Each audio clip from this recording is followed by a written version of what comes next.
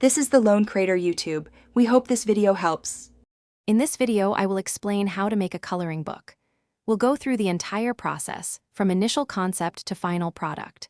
First, identify your audience. This helps shape your theme and art style. Next, select a captivating theme, like animals or mandalas, to guide your designs. Then, gather your drawing tools and plan your book structure, perhaps aiming for 20 to 30 unique pages. This foundational work is crucial for a successful coloring book. Now, let's dive into designing your pages. Begin by sketching your ideas with a light pencil, focusing on composition. Once satisfied, trace over your sketches using a dark, fine-tipped pen to create crisp, defined lines.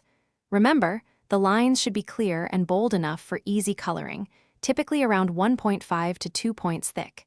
Aim for a mix of simple and intricate designs to appeal to a broad range of colorists. After completing your physical drawings, it's time to digitalize them. Use a scanner to capture your artwork at a high resolution, ideally 300 dots per inch, to preserve detail. Then, import these scans into image editing software like Photoshop or GIMP. Here, you can clean up smudges, adjust line weight, and enhance contrast.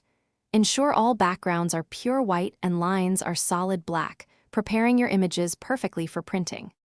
Finally, let's talk about bringing your coloring book to life through printing and publishing. You have several options, from print-on-demand services for smaller runs to offset printing for larger quantities.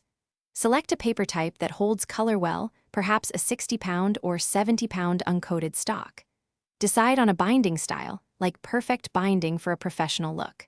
Then, promote your book online or through local retailers to reach your eager audience. Thanks for watching. Consider subscribing if we helped you.